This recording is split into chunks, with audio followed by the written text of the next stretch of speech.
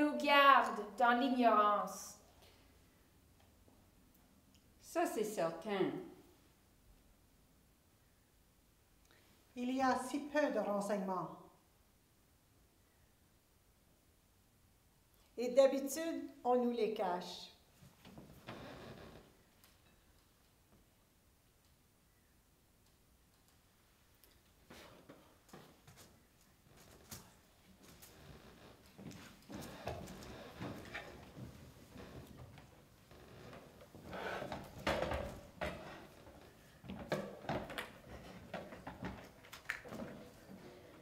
Tout le monde s'attend que tu t'en aies remis. Tout le monde est passé à autre chose. Et puis tout d'un coup, ça te frappe. Seigneur, ça m'est arrivé, ça. Tu commences tout juste à tout intégrer, et puis le lymphodème s'installe. Quand tu te casses un os, tu te fais poser un plâtre. Et puis tu continues de vivre. Mais avec ceci, Voilà ce qui se passe. Quand on subit une mastectomie, les ganglions lymphatiques attachés au tissu mammaire sont enlevés. On peut alors se retrouver avec ce résultat. Les saletés ramassées dans le corps s'accumulent dans le bras. ça finira quand cette affaire? À la fin, on vit avec le sentiment d'avoir la grippe 24 heures par jour. Ce sentiment de vivre dans un brouillard ne s'évapore jamais, parce que le corps lutte constamment contre ce poison. Tout ce que tu veux, c'est de reprendre ta vie. Et des fois, ça prend bien longtemps. C'est un processus. Souvent, je me sentais perdue, mais je persistais quand même, parce que je me sentais tabassée par mes émotions. À ce moment-là, mes ressources étaient presque à plat. Vous savez, j'avais besoin de soutien. Alors, je me sens plutôt diminuée parce que je suis abattue. Puis, quand j'ai décidé que quelque chose était croche et que je recherchais de l'aide, je me sentais comme cette chose dénouée, comme si j'étais invisible. C'était... Ouais, rentre chez toi. Reviens quand tu auras quelque chose de mesurable. J'avais le pouce gonflé. Je savais que quelque chose m'arrivait et qu'on n'abordait pas le problème, du moins pas par la personne qu'on m'avait recommandée. Le docteur était gentil. Elle me suggérait un autre professionnel de la santé. Mais cette référence n'était qu'un autre moment décevant. Ça va se régler. Rentre chez toi.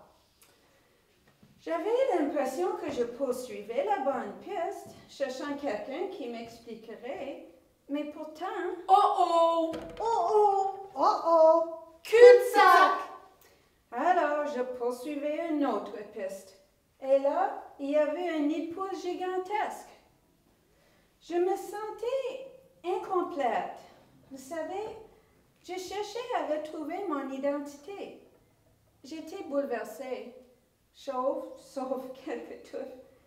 Maintenant, je suis différente. Ma vie a changé. Plus de bijoux, changement de garde-robe, mal dans ma peau face au monde, fixée sur mon bras.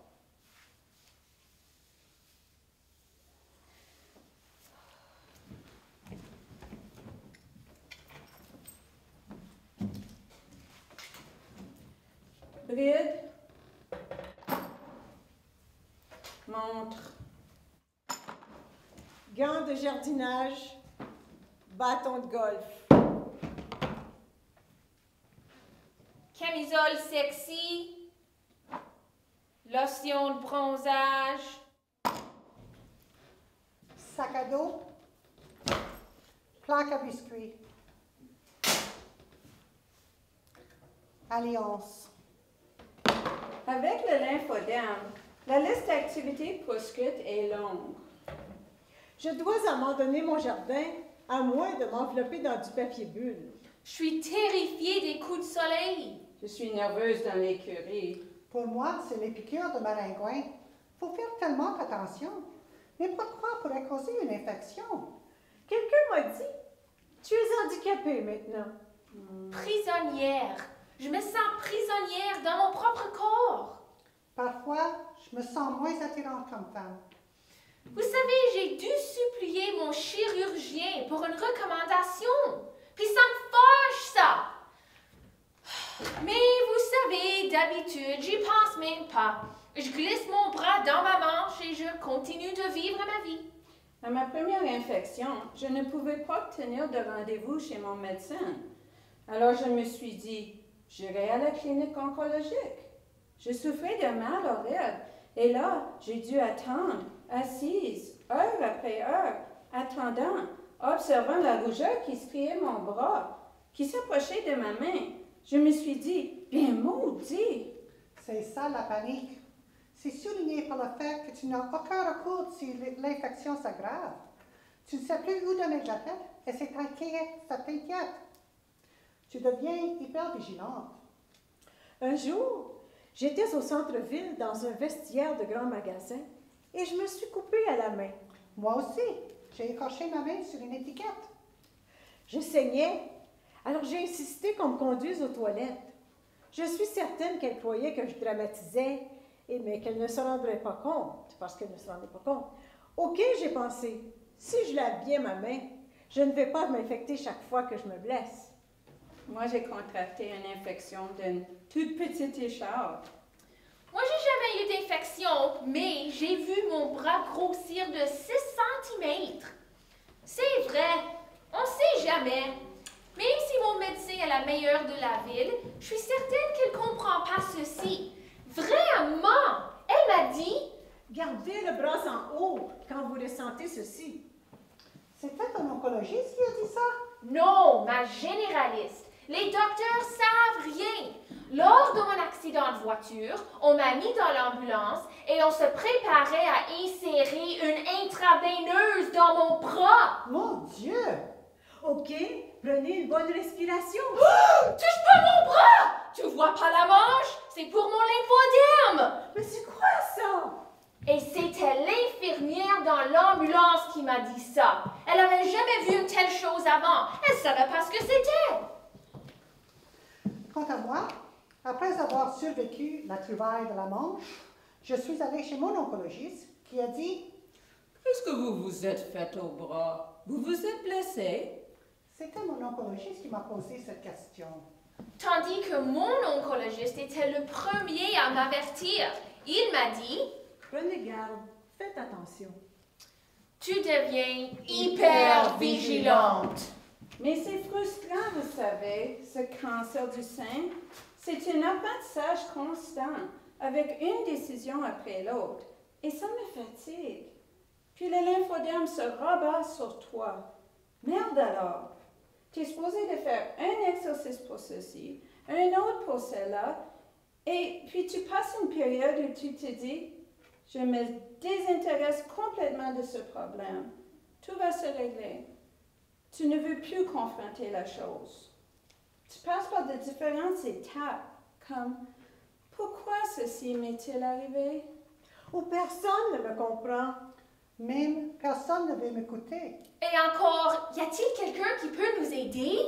Mais Mais tu apprends qu'il y a plein de gens qui se soucient de toi. des gens que tu ne connais même pas ont de la sympathie pour toi. trouver un contact a été difficile pour moi. Trouver une personne qui a fait face à la même chose, au même défi.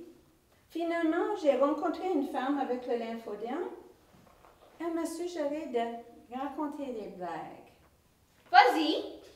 Raconte-nous une blague. Essaie donc. Fais-nous rire. Oui, rire, raconter des blagues. Je pense qu'on doit se permettre de vivre nos émotions. Le chagrin, la peur, la colère. Et puis de partir de là. Alors, lorsqu'un tel me dit « Conte une blague » ou bien « Sois positif », c'est comme nier mes émotions. D'habitude, je ne suis pas colérique, mais... Alors, cette survivante d'un cancer rentre dans un bar. Ouais, que les gens me mettent absurde. Ils savent pas mieux faire. Un jour, j'ai fait sursauter un type. Je crois qu'il pensait que j'avais comme un bras artificiel. Oh, je l'ai choqué. Il pouvait pas cacher sa réaction. Il a dit... Oh, mon Dieu! La pauvre femme! Oh, une autre fois, une autre femme allait me donner la main, puis elle l'a retirée. En premier, je pensais qu'elle manquait de savoir-vivre. Ensuite, je me suis dit, ben, ça doit qu'elle pense qu'elle va me faire mal. Alors, je lui ai dit, non, non, c'est correct, là, ça fait pas mal. Mais quand même, elle n'était pas capable de me toucher. C'était bizarre. Des barrières, oui, je les connais. Une connaissance m'a interrogée par rapport à mon bras. Je le lui ai expliqué avec assez de détails. Il a haussé les épaules en disant « Oh bien, tout le monde a ses petits bobos. Je voulais l'assommer quand il m'a dit ça. Moi, là, je leur ai donné un coup de pied aux couilles. Si personne ne veut te voir, je m'en fous. Si quelqu'un au centre d'achat me demande « Qu'est-ce que vous avez au bras ?» je leur dis « J'ai eu le cancer du sein, j'ai reçu des traitements et par la suite, j'ai eu le lymphodème comme complication. » Si tu lui donnes un nom, ça fait moins peur. Une personne pourrait y revenir sans cesse, mais ce n'est pas ce que moi je veux faire. Tu veux être comme tu étais avant, mais le plus que tu le veux, le plus que tu y penses, le plus que tu souffres. Oui, mais vous savez, parfois dans mon fort intérieur, je me trouve chanceuse dans certains détails. Je marche sans difficulté, je suis des cours d'aérobie, je peux faire presque tout ce que je veux. Alors, je me crois très chanceuse. Moi aussi. Même si j'ai horreur de mon bras, je m'entends souvent le chicaner. Maudit bras moche, saloperie. Mais quand même, il y a une partie de moi qui dit non. Je veux pleurer. Je veux garder ma colère. Je suis plus ou moins rendue à... J'ai trouvé un livre, Overcoming the Emotional Challenges of Lymphedema. C'est devenu ma Bible. On y trouve tous les renseignements. Lorsque je me sens trahie par mon corps, ce livre m'aide à faire marche arrière et à dire « Ouh, mon corps a beaucoup souffert. Je peux faire demi-tour et trouver de la compassion pour mon propre corps. » C'est si facile pour les autres à dire « Ne fais pas ceci, ne fais pas cela ». Je ne veux pas vivre une vie où je n'ai le droit de soulever que certains objets. Ça ne marche pas pour moi. Alors je me sers de mon bras et je le fais travailler. Et j'espère que cela sera pour le mieux. C'est vrai. Tu peux te servir de ton bras ou tu peux le dorloter. Moi, j'ai choisi de le faire travailler. Pour moi, la natation est mon salut. En plus, je dépends beaucoup du yoga. Et puis, j'ai un très joli trampoline. Je l'utilise tous les jours. Lorsque mon bras me fait mal au milieu de la nuit, je saute pour une dizaine de minutes. Et ça soulage le stress et le drainage? Oui, en sautant, je ressens quelque chose presque comme un rush. Ce n'est peut-être un truc psychologique, mais c'est facile et ensuite je peux me rendormir. Mes exercices respiratoires m'ont aidé à isoler mes sources de tension, mais lorsque je commence à respirer à fond, je réalise que c'est tout mon corps qui est tendu. J'aimerais trouver un moment où je pourrais me détendre profondément, naturellement, sans me l'ordonner. Oui, mais pour ça, il faut avoir confiance en soi. Et c'est difficile après un cancer. Je ne me fais plus confiance. Je ne me fie pas à mes instincts. Je n'ai confiance en personne. Quand j'essaie de prendre un moment pour me reposer, ce qui me vient toujours à l'esprit, c'est comme « Oh, j'aurais dû faire mes exercices » ou bien « Oh, un élancement de douleur, qu'est-ce qui m'arrive ?» Oui, tu passes une bonne journée sans souci et puis tu sors un vêtement de ta garde-robe, mais il ne te fait plus. Tu penses « Mon Dieu, qu'est-ce qui m'arrive? » Ça devient presque une obsession de trouver un vêtement à la bonne taille. Je n'aime pas le fait qu'il m'est impossible de rentrer tout simplement au centre d'achat et de m'acheter un manteau. Je peux en essayer une centaine et seulement 2 pourraient faire l'affaire. Si vous réussissez à trouver quelque chose, Achetez-le! Achetez-le! achetez-le! Oh, quand tu confrontes quelque chose comme ceci, tu dois être prête à tout. Oui, lorsque je suis allée au Hope Cancer Help Center à Saskatoon, la thérapeute a dit Personne ici ne souffrira d'un gros bras enflé au 3e stade ou pire tel que vous voyez dans les livres ou sur l'Internet, parce que vous êtes ici. Ici, vous apprendrez comment bien vous occuper de vous-même. J'ai trouvé ça très rassurant. Est-ce que tu as assisté à ce atelier à Hope? L'atelier, oui, et c'est là où j'ai appris des choses à propos du lymphodème, pas à la clinique oncologique. Le centre offre un dépliant qui suggère notre participation dans une thérapie DLM, le drainage lymphatique manuel, ce qui est très bien si tu en as les moyens, ou encore si tu as une assurance maladie. Mais lorsque j'y pense, peu de gens en auraient les moyens. L'assurance maladie de mon mari n'autorise que 10 massages par année. Saviez-vous que si vous vous rendez chez un spécialiste de la gestion de la douleur, il vous passe des ordonnances pour 17 médicaments différents et l'assurance paie directement sans poser de questions? Mais si, par exemple, vous cherchez une approche alternative pour éclaircir votre cerveau, comme la massothérapie, l'acupuncture, eh bien, débrouillez-vous.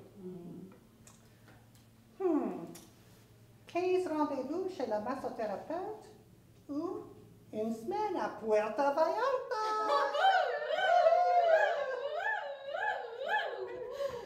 Olé! Lequel vais-je choisir? Mais il y a quelque chose qui nous manque. On est à la recherche de thérapies complémentaires. Et ces personnes qui nous les fournissent sont très empathiques. Elles nous encouragent. On retire beaucoup de bienfaits. C'est exactement pour ça que je paie de ma poche. Moi, je pense qu'il nous faut un mariage de ces deux choses. Un grand but de ma vie est de faire comprendre à mon chirurgien que le centre en soins du sein doit aller au-delà de simplement annoncer de bonnes ou de mauvaises nouvelles aux femmes. Il devrait leur offrir des choix, par exemple la massothérapie, la nutrition, l'acupuncture. Ce qui marche pour une femme ne marchera peut-être pas pour une autre. Laissez décider les femmes. Donnez-nous le choix. Donnez-nous le choix.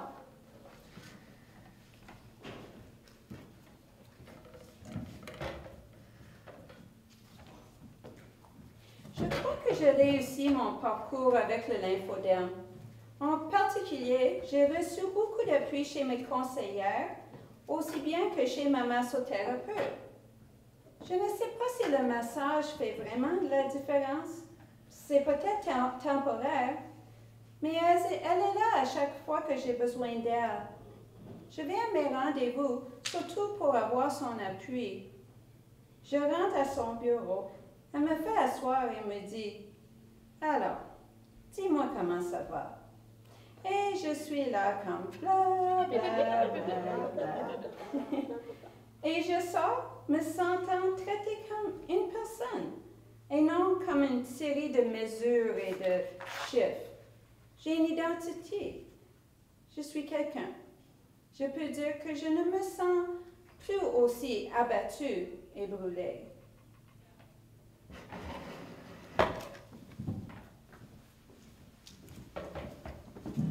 Ça fait 6 ans que je vis avec ceci. J'ai une combinaison d'outils qui me sont nécessaires pour vivre ma vie. J'ai des antibiotiques au cas où j'attrape une infection. Je dois porter la manche à tous les jours pour contrôler l'édème. Je sais que ça ne va jamais s'améliorer, mais ceci l'empêche plus ou moins d'empirer. Je dois m'occuper de mon hygiène. Je suis même diligente. Il y a certains organes que j'utilise. Je ne porte plus de montre. Je ne porte rien de restrictif sur ma main gauche. Mon mari me demande « Pourquoi ne portes-tu pas ton alliance ?» Donc, parfois je la porte pour lui faire plaisir. J'essaie de maîtriser la chose.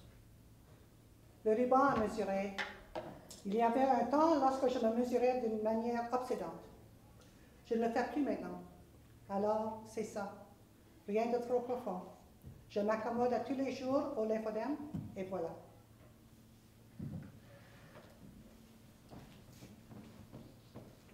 Mon histoire en est une de perte. J'ai été diagnostiquée il y a 4 ans avec un cancer du sein stade 4, triple négatif et avec 6 semaines à vivre. J'ai survécu 11 chirurgies, 8 rondes de chimio, 31 rondes de radiothérapie. J'ai perdu mes cheveux, j'ai perdu mes ongles, aux mains et aux pieds. J'ai perdu la moitié de mes dents. J'étais aveugle pendant 1 an et demi. Et pendant cette même période de temps, mon mari, ma fille et son mari sont morts. Alors le cancer a eu une influence sur ma vie de façon dramatique. La perte de ma famille, la perte de ma carrière, la perte de ma santé et presque la perte de ma vie. Je ne savais rien de cette maladie avant qu'elle s'attaque à moi et que ma famille y disparaisse. C'était une expérience de grande perte, mais j'ai aussi connu l'ouverture de plusieurs portes, dont une était celle de ma massothérapeute. Comme toi, j'étais démoralisée, désillusionnée, frustrée. Et comme toi, j'allais chez ma massothérapeute et bla bla bla bla. Elle disait « Allons, allons, on va te guérir ». Pour moi, elle était un excellent soutien. J'utilise aussi les ressources de la Société canadienne du cancer et j'ai pris l'habitude d'assister à leurs conférences. Malgré ça, tout ce que j'ai appris à propos du lymphodème, j'ai dû le trouver par moi-même. Personne ne m'a renseigné. Il fallait que je sois très débrouillarde pour trouver ce dont j'avais besoin. J'ai quand même trouvé ça bien bizarre. Que c'est étrange. Mon soutien se trouve complètement en dehors des soins traditionnels en oncologie. Au début, lorsque j'ai été diagnostiquée, une amie m'a suggéré d'apprendre une stratégie holistique qui s'appelle TLE, Technique de liberté émotionnelle. C'est une technique à part de la pratique médicale traditionnelle. Au fond, c'est de l'acupuncture sans aiguille. Cela consiste en de petites tapes. J'ai utilisé la technique TLE tout au long de mes sessions de traitement et je crois que cette technique y est pour beaucoup dans ma guérison. Je l'utilise aussi pour contrôler la douleur.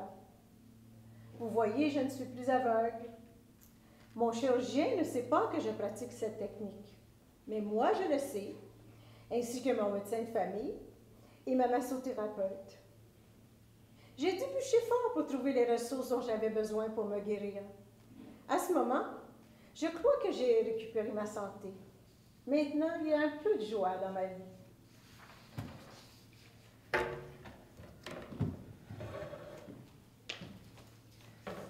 Lorsque j'ai décidé de composer un collage, toutes sortes de choses me sautaient des pages des revues. J'ai commencé mon collage avec cette image au milieu, la fille avec le bras monstrueux. Je voulais cibler la chose la plus importante. De là, je me suis rendue au côté laid, où tu ressens que l'image de ton corps a changé. Il y a des tas de vêtements par terre et de lingerie, parce que ta garde-robe ne te fait plus. Tu peux plus porter de jolis soutiens-gorge. Puis tu te rends compte que les gens te regardent drôlement, et tu es certain qu'ils te fixent le bras, ce qui est probablement pas vrai. Alors j'ai collé les mots suivants. Regarde encore. Touchez-le. Ne pas regarder. Obsédant. Cache-toi. C'est alors que je me suis rendu compte de toute la colère qui me ronge à fleur de peau. Quand cela a-t-il commencé? Avec le diagnostic de cancer. Cet après-midi-là, j'ai examiné le boîtier téléphone et j'ai souligné tous les numéros faisant référence au cancer. Je me suis demandé, où est-ce que je peux trouver de l'aide? Qu'est-ce que je dois faire? 2 jours plus tard, je me suis dit, vaudrait mieux le dire à mon mari. Je lui ai dit, j'ai quelque chose à te dire. Dès ce moment, nos vies vont changer. Et c'était bien vrai. Maintenant que ce cancer m'est arrivé, il me semble que je suis toujours à réfléchir sur mon apparence, mais je réfléchis aussi sur le sens de ma vie. Qu'est-ce que ma fille ferait sans moi? Vais-je la voir obtenir son diplôme? Vais-je tenir ses bébés dans mes bras? J'ai trouvé cette caricature d'un docteur tenant un porte-voix à l'oreille, puis je me suis dit parfait, parce que j'avais très souvent l'impression que les docteurs m'entendaient pas. Mais en même temps, mon chirurgien passait me voir, s'approchait de moi, me tenait la main avec une grande compassion. ce qui n'empêche pas quand même l'impression d'être perdu. Alors j'ai ajouté cette question tout près. Avez-vous étudié votre propre reflet? C'est ça la question que je pose à certains professionnels de la santé qui ont besoin non seulement de remarquer ce que nous vivons, mais de réfléchir sur la manière qu'ils nous répondent. Sont-ils comme ce docteur un peu sourd, un peu inattentif, qui n'offre que des clichés? Qu'est-ce qui ne va pas? Ou ce ne sont que des histoires de fantômes? Ou même, quoi faire, quoi ne pas faire? Alors, voilà toutes sortes de mots qui représentent ma perspective de ce que les docteurs pensent parfois. J'ai ajouté l'occasion de Bazou parce que je me sens souvent en ruine. Il me semble que mon seul moyen d'avoir des réponses, c'est d'y insister maintes et maintes fois. Maintenant, je veux abandonner le négatif. Alors les expressions « fouille plus fort »,« la plénitude de la vie » et « tu en vaux la peine » sont comme des rayons de soleil qui nous mènent vers cette image d'une pionnière avec un flambeau. Un peu timidement, elle passe sous la voûte d'entrée des institutions médicales, cherchant un refuge contre la noirceur et la confusion, cherchant de nouvelles connaissances. Devant elle, à ses pieds, est la phrase « La partie la plus difficile en ceci est… » Et voilà un autre bras monstrueux qui vise cette phrase-là, nous rappelant comment difficile c'est d'avancer. Mais la femme suivante a franchi le passage et elle tient son flambeau avec confiance, avec enthousiasme. J'espère pouvoir arriver là un jour. La nature a le pouvoir de nous inspirer. Elle me rappelle qu'il y a une puissance supérieure, que moi, je pourrais conquérir cette chose et que tout n'est pas noir. Et là, à la gauche, j'adore cette image. Il y a deux femmes dans l'océan. Elles ont l'air si heureux. Mais au fond de la toile, il y a un requin. Cela me dit que nous devons foncer vers le futur tout en sachant que le cancer est toujours là, rôdant derrière nous. On nous dit depuis toujours que la beauté est superficielle, que c'est ce qui se trouve en nous qui compte. J'ai dû réexaminer ça, embrasser cette idée-là et me redéfinir. Je sens que j'ai beaucoup perdu, beaucoup plus que juste un sein. J'ai perdu une partie de ma personnalité, de l'essentiel en moi, de mon sens de direction. Sur le collage, en bas vers la gauche, il y a une image d'une fenêtre et de pas dans le sable. Cette fenêtre offre un aperçu de mon âme. C'est une carte trésor à la vie, un itinéraire pour ma guérison, pour retrouver la joie avec mes amis et avec ma famille.